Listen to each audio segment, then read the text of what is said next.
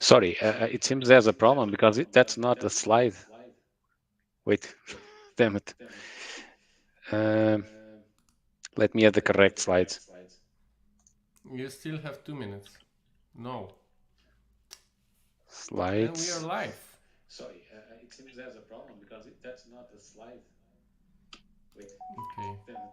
Rick, can you turn it off for a Let me moment? add the correct slides.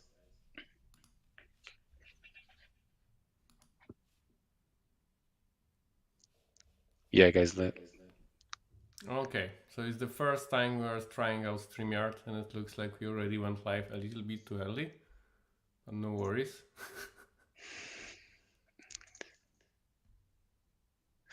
I need to share my screen.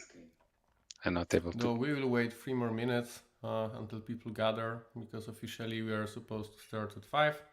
Uh, so if you will have any questions or anything, just please use chat.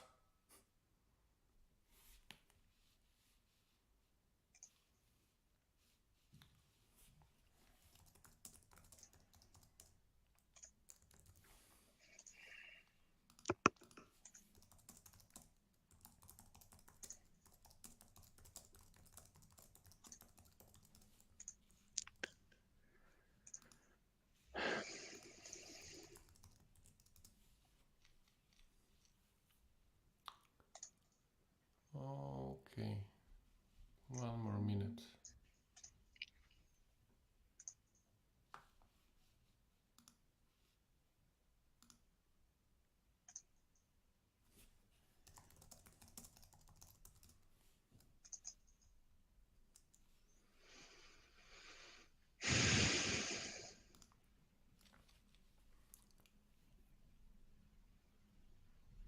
Hello Antonio from Croatia. Hey John. Oh, hey Nash.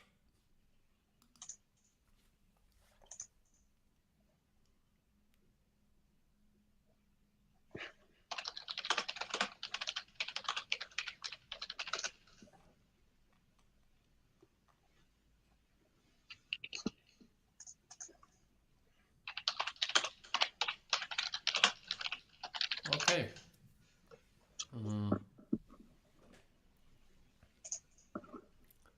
I think we can start in a moment.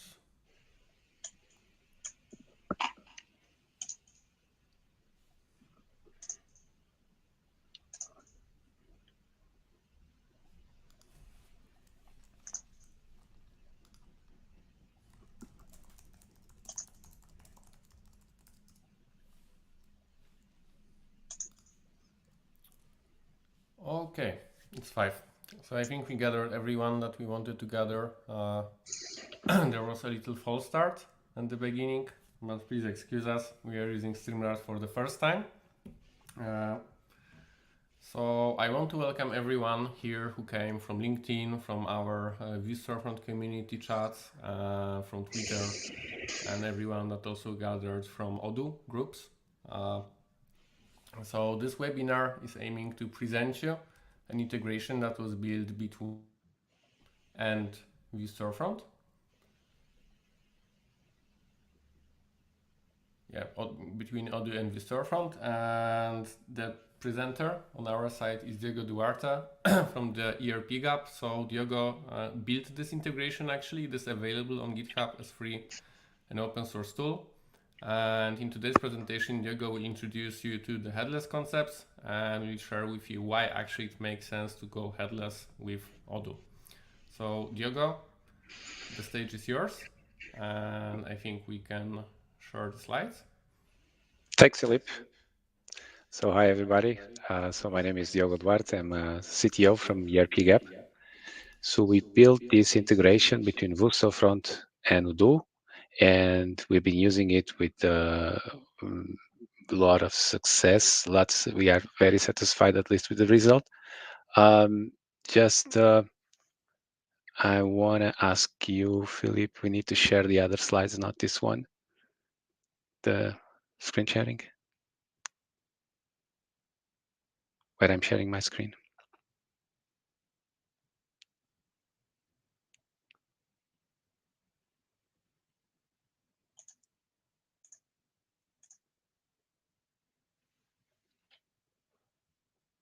What's the other one? Oh yeah, got it. Okay, thanks. So yeah, we are going to talk about Storefront connected with Odoo, and mostly about the advantage of headless over sync. So for starters, let's talk a bit about Odoo as a backend, because I guess some persons might not know Odoo. Odoo has 7 million users worldwide, so it has grown a lot in the last years. It's an open source based ERP system, so it's commercial open source. It has a open source based, but it also has a commercial version of Odoo, right? And the main thing is it has a very powerful inventory management system, which is something very handy if you're doing e-commerce. We have companies working with different countries, warehouses in different places, and with different flows. And so it's very useful to have a good, powerful inventory management system. Other than the inventory management system, Odoo has the usual ERP features like the sales, CRM accounting, accounting for lots of different countries. So it has localization for language, for um, multiple currencies, for lots of things that you would expect in a nation, let's say in an international system. Then it has uh, the possibility of being self-hosted. You can host it on a Google Cloud. You can host it on any ISP that you want, uh, or you can use it in a platform as a service system that Odoo offers, which is Odoo SH, which is quite inexpensive. Then Odoo itself has a big community, so you never have the problem of being locked to just one service provider. There are more than 3,500 partners around the world. And we are one of those partners. So we are partners for the US and the UK. We have, of course, other than that, we have other projects across Europe and also Africa, Asia, and Australia. And we are Odoo specialists that started just implementing Odoo in the usual uh, activities, which is the manufacturing, inventory, logistics, accounting. And then we started doing e-commerce as soon as Odoo released an e-commerce module. But very soon we understood that we would need a different system if we want to scale the e-commerce side to a different scale, right? And that's when we looked into Storefront and found it would be very interesting to integrate it with Odoo. So now we are going to talk about the main difference between the monolithic and headless architecture. And as I said, using Odoo with Storefront or using Odoo connected with a separate e-commerce platform. That could be a usual scenario in some companies where we worked before, where they have Odoo connected with WooCommerce or Shopify or Magento or any other e-commerce platform, really. And so we are going to talk what are the different possibilities, different architectures, and what is the advantage of using Odoo directly connected with Storefront. So what is headless? That is the first question. So of course, headless is a term that nowadays is used, but we always feel we need to talk a bit more about it because the concept can be hard to understand in some non-technical scenarios, right? So in this picture, you see the monolithic system architecture versus the headless, and then versus the composable, which is the newest buzzword, right? So the monolithic application, you have the front end and the back end in the same system. So this could be Odoo itself, because in the same system, we code the views, we code the logic, business logic, and then we deploy it. So it's everything inside the same system, and we need to stop the server and then do the deployment. The same happens if you go for any um, traditional e-commerce system like WooCommerce or Magento. So it will be the same thing. It's a monolithic application. So you have a front end and a back end, right? Then you have the headless architecture. In the headless architecture, we can have different front ends connected with the same backend. So, for example, you can have your web shop connected with your backend in Odoo or any other backend. And you also can have, for example, a PWA, a mobile app, kiosk, wearables, whatever. So this gives you the opportunity to separate the teams if you have different teams handling different front ends, and not be so worried about deploying everything in one step. So you can deploy the front end separated from the backend. Then there is the composable. The composable, we also have the separation of the APIs, or let's say of the backends. So the usual backend where you have the catalog of products, where you have your categories, your sale orders, and then you can have another one, an API, or could be like some CMS, for example, for syndicating the content to different front ends. And the same goes for search and other services. This is just an example. Of course, Storefront could be in one of these two architectures. So you could use it as a front end, both on the composable or on the headless. And the same happens with Odoo. So you can use Odoo just to publish your catalog and leave the content and the search for specialized systems. Storefront has the advantage of already having several connectors for content management systems, payment acquirers, search providers, and much more. So if you go into Storefront website, you will learn what is possible to do.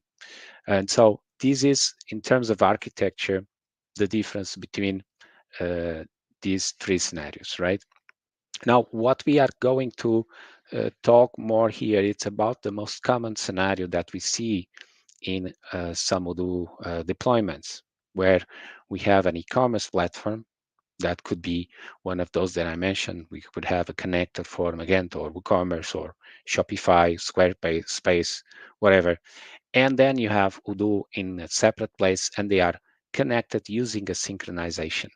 It is a connector that can be placed on both sides or just on one side, pushing, for example, on Odoo in the App Store, you have some connectors for some of e-commerce platforms where these connectors, they just take care of syncing products, categories, images, and then they pull from the e-commerce platform the sale orders in some way and other things, right? So it can be complex.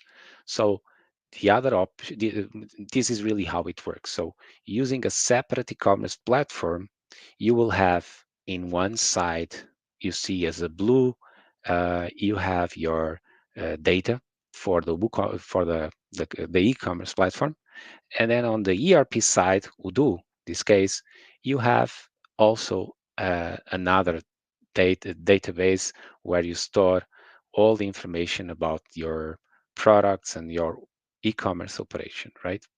So as I said, you need to synchronize these two data sets, and they can be very complex. So, and because of this, we decided to build the connector with Storefront. So this is just an example of the complexity that you can find when you're doing pulling a sale order into Odoo and you try to synchronize it with all the objects that it has. So for example, if you look into the order details, you have all the client information. Then you can have the different currencies, shipping information, promotion, coupons, payments. And in this situation, for example, you might want to do more. So you might want to have that data in a way that you can use it for your CRM marketing, handling the reviews, uh, managing account receivable and payable. right? And the taxes, just the taxes. Imagine it's a usually a big complexity that we have here, and we have also synchronization connectors that we have done through other um, with other connectivity platforms. And we usually have lots of problems with this because, for example, in the EU, you have the OSS, right? And so you need to have the taxes correct for all the countries. So if you're selling from one country to others, you have to charge the VAT for that other country and then use it and collect it and deliver it to one-stop shop. And for the US, the same thing. So it's very complex. The sales tax in the US, it is based on the client shipping address, and usually it's calculated through an API. So it needs to have that integration. And so when you collect it in one place in the e-commerce platform, then you have to make it fit correctly in the ERP, else you are going to have problems mapping your taxes, right? So this is just an example, of course, but many other things to take care, like, for example, your client data, products, stock.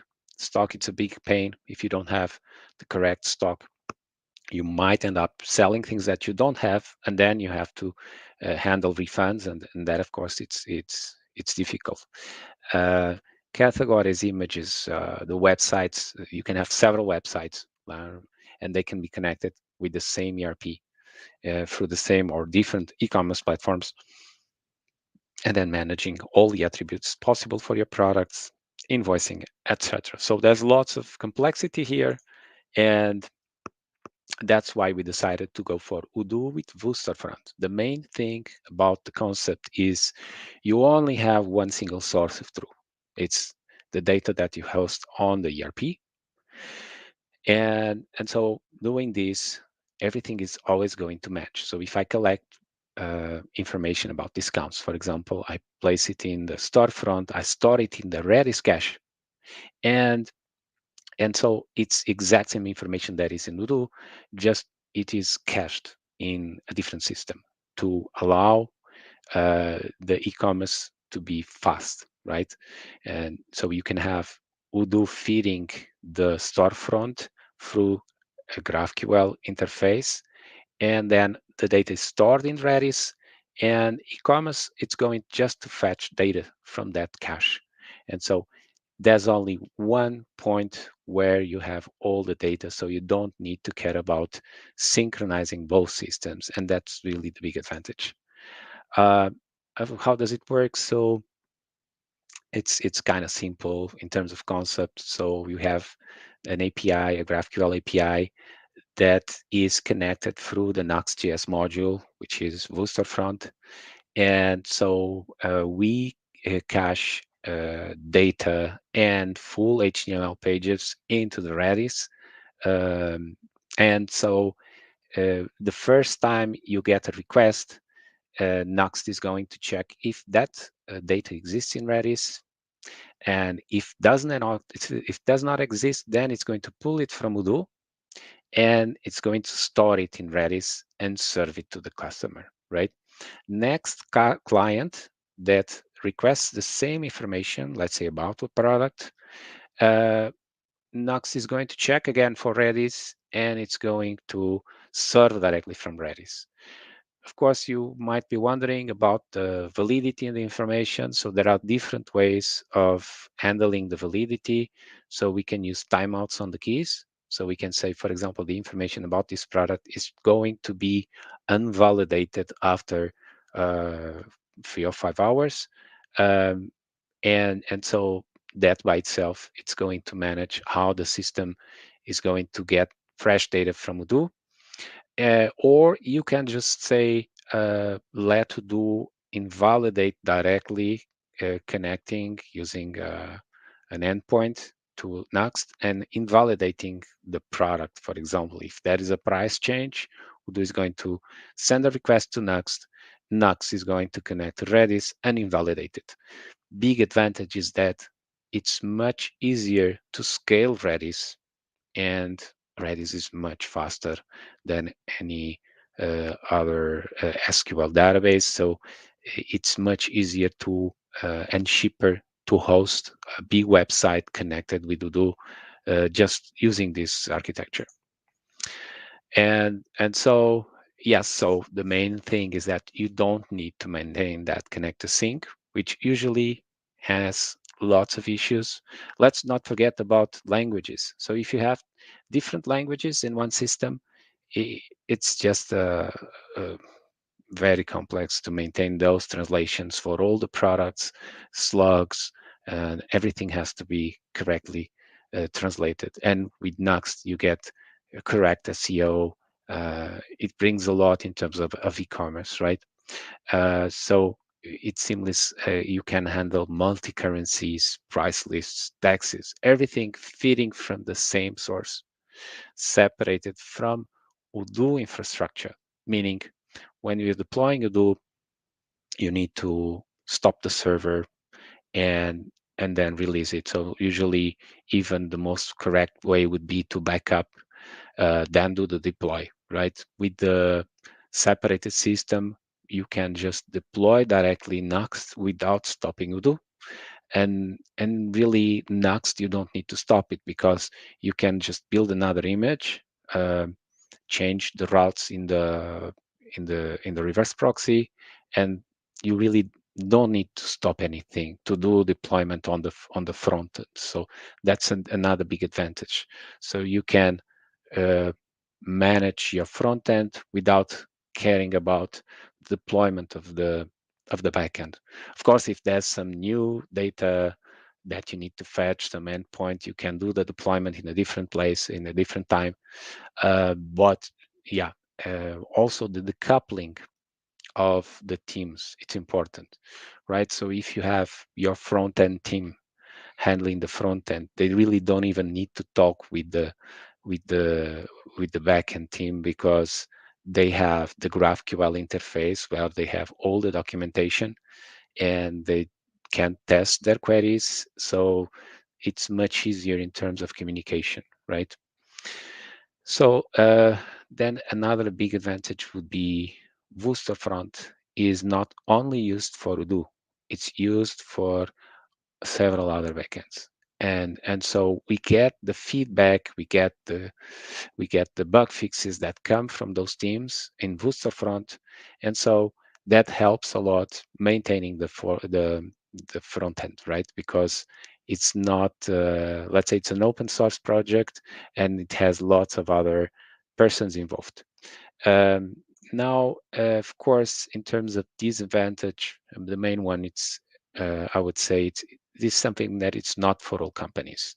If you are a company that has a big ambition about e-commerce, I wouldn't say if it is a big or small company, especially about the commitment that you put in the e-commerce channel, right? Because if your company has more than 50% revenue coming from e-commerce, you will be much involved in terms of getting more results. And so I think that's when it's a good fit because it has a you will need a different team for the front end, another for the back end. So just that, well, it adds a bit more in terms of complexity, right?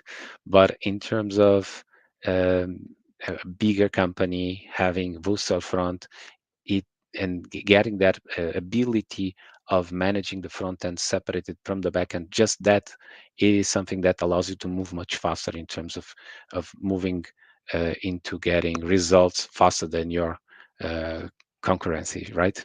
So I would say, yeah, it's not for all. Even smaller companies like brick and mortar companies, maybe they just will be fine using the website from Odoo, the e-commerce that Odoo provides.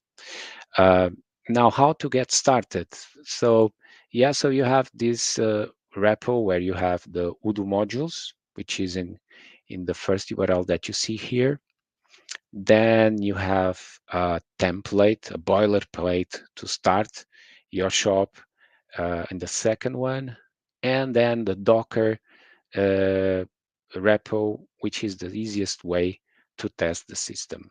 So I was going to do a small demo here, but I feel my screen sharing it's a bit slow. So if I start Docker in my laptop, I don't think it's going to be such a good experience. So I'll just move and explain how to do it. So you just need to clone uh, and specify the branch, or don't specify it. This is the default branch 16.0, which is the latest release from Odoo. Then you add the GitHub repo for Docker, and it's going to be cloned into this folder. Then you have to change into the folder, of course. And after you change into the folder, you can just do Docker Compose up and build it. Then after the build stops, then you can run this command to see who is going to create the database. That takes a while. And when you see the database is created, now you'll be able to open in the 3000 port to see Storefront, and you can open with password admin, username and password admin. You can open this URL directly into GraphQL VSF, which is the GraphQL Odoo interface. So this is what you will see. So in this site, this is the boilerplate for Storefront, and these products are stored in Odoo, and the system will be available through this URL. So you can just try out and use this to get more information in the GraphQL. You can click one where it says docs to get all the documentation regarding the mutations and the queries. And yeah, it's a pity I don't think it's going to work out if I show it here right now. But yeah, that's it. So just another some examples we have of production web shops. So this is a customer, Greenmind in Denmark. They are in circular economy, so they sell used phones and tablets and laptops, and so this customer, I feel the biggest advantage is that they have 14 stores, and those 14 stores they buy and they sell the phones and all their products. And the main thing about this customer is that they have to have a real-time stock. So when the front end connects with Front, it's going to get fresh stock from all the 14 stores. And so that is a big advantage because, as I said before, if you sell something that you don't have, you're going to need to do refunds. That takes time and effort. And doing this with used products, it's much difficult because if you sell something, you cannot buy it, right? Only if there's somebody willing to sell it, right? So the used product market, it's for sure one of those that has a big advantage with using a system like Storefront connected with Odoo. So yeah, this is one of our customers. The other one is Gavenout. And this Gavenout company, it's in Germany and in the Netherlands. They sell wood for floors, and interesting about this is that you can see we have translations completely done for both languages with different slugs, and and so you can access them through those two websites. They are really structured inside Odoo in the website model. Storefront uses all the data model that Odoo provides out of the box. We mostly have everything we need there, right? Then another interesting thing about this customer is that they have B2C, but also B2B. So the portal side of the website is quite extended from what would be the base, and yeah, I think it turned out to be a great result. Um, then yeah, what's next? Well, next we will have the new SDK for Nuxt3 and Woo3. And with this new SDK, we will be able also to serve the API for React.js and Next.js, which is a great news, right? Because some companies, they already have their own developers doing React and Next. They don't want to just change. They want to use the persons that they have inside, and they don't want to uh, make them learn a new technology. So yeah, that will be a great answer for them. And then we use the new UI, Storefront UI 2, which is a different and more polished UI. You can check directly on the website. And uh, yeah, so then what's rest is just how shall we start, right? If you already have a website, you have your own web shop, it's hard replatforming, right? So the main thing is to think about the right strategy to move, change, reducing the risk. So if you already have Odoo, that's great, because we can just find a solution where we just add the GraphQL endpoints, and we can just selectively change some of the pages using the reverse proxy, for example. That's a way. But before moving into that, there's lots of coordination to be done between all the teams that are involved. Depends a lot, of course, on your team. But I mean, uh, I think this is something that, at least for all the teams that we've been working with, it's a very dynamic place to work with, and things are constantly changing. So we always need to find the right way to change from system A to system B and keep options open in terms of having the possibility of scaling and of course changing, but with some the risk reduction. And yes, so uh, thank you all. I think I said what all that I wanted, and now let's move into QA, I guess. Philip?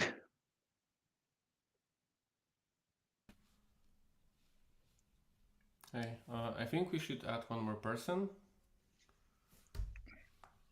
right? On your end. Yes. Okay, perfect. So I will be reading the questions, and everyone, like if you have any questions to Diogo related to the integration, how it works, some release dates that you're maybe asking for, or some other integrations, just shoot them, and I will be reading the questions. And we already have one. So how does data such as orders gets written in Odoo? So I think this could be generalized to what we're doing with dynamic orders, with dynamic requests.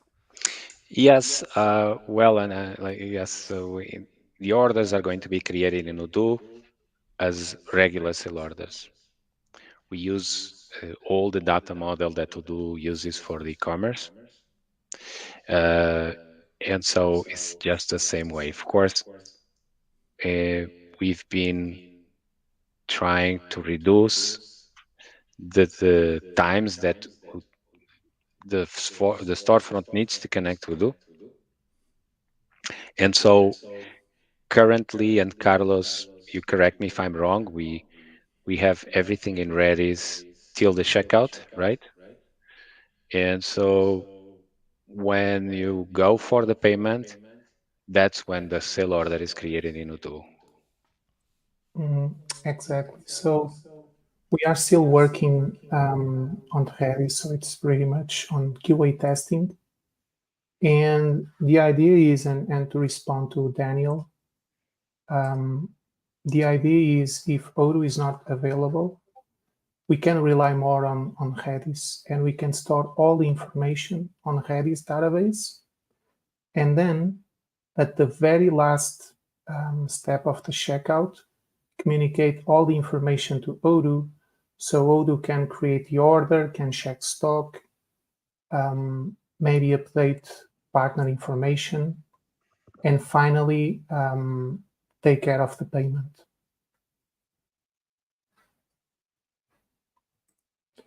So this is this is an option, of course. Now, there is another option, which is relying less on Redis. And then we basically rely on the website sale module and everything that Odoo has available, because it just simplifies the implementation and also upgrading and maintenance the code. So we rely as much as possible on community and even OCA modules available. And we have this option, so we can try to create live data and get all the information on every checkout step, or we can rely more on Redis, which has the advantage of take a bit of load from the website. And also, if Odoo is down for some reason, or if Odoo is not available, then we can rely on Redis to store information, so the website doesn't have to stop.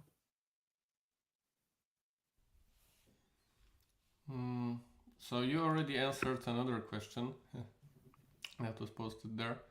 So there's another question, and I will be asking them in here, even if they were answered on the chat, just for the people who will be watching this. So is there any source code available for the newest version with Nuxt free and Vue free and Storefront UI 2.6 version? Yes, there's already a branch called SDK migration, and that is available on the Storefront community Odoo repo. Currently, of course, it's yet to be finalized. I guess it will be ready by the end of the month, max. But I mean, it's something that is ongoing.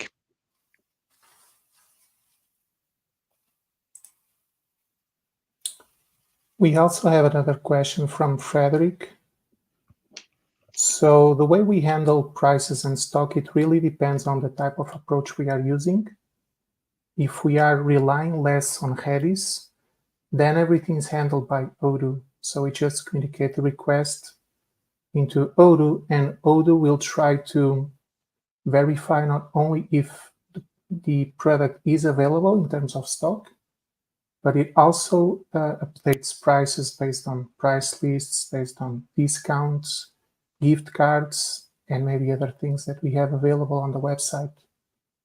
If we are relying more on Redis, then we will do synchronization just at the very last step of the checkout, and we maintain, or we try to maintain, a small database on Redis, so we know what price and currently what stock we have available for a particular product. Yeah, but that also will depend, of course, on the type of store, right? Because in some, if you have higher traffic or high turnaround in terms of products, yes, you will have different approaches, like Carlos said. Do we have any other questions?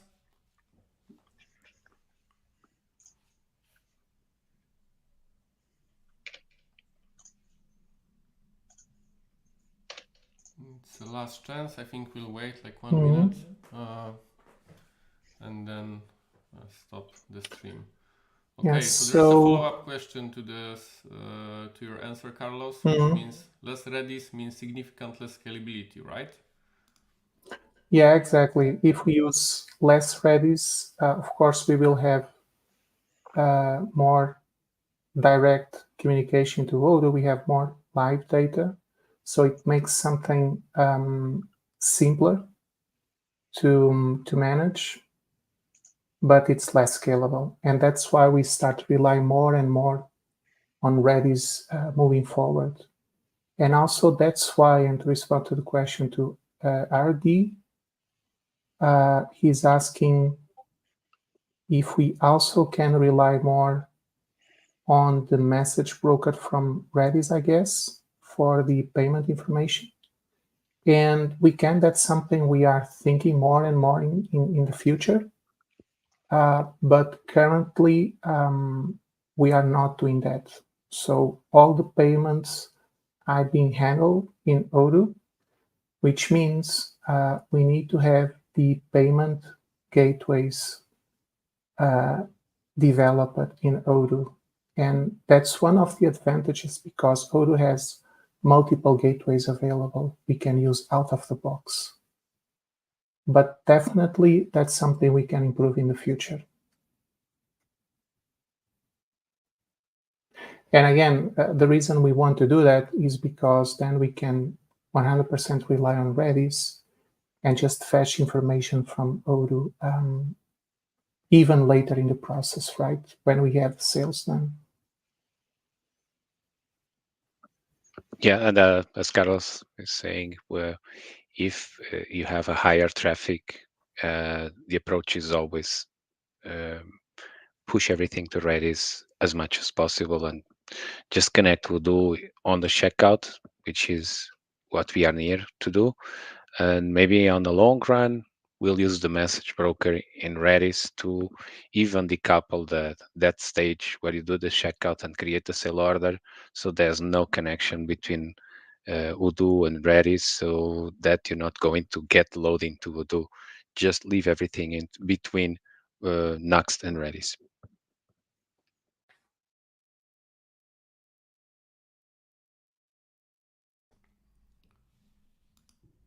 Okay, do we have any last questions in the chat? Thanks, Frederick, for the questions.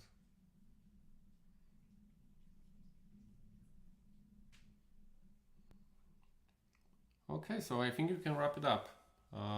For those who joined a little bit later, no worries. The recording will be available on our YouTube channel. And please follow the repository, because soon you can expect the newest SDK version to be public. As Diego said, you can already test it on a branch. As far as I know, it's during a QA phase, so some things might be broken.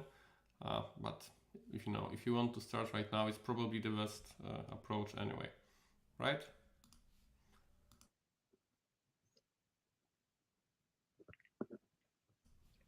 Good, perfect. So thanks everyone for watching the stream. We actually had a very stable number of people all the time, and you were very active, so thanks for that so much, and talk to you soon.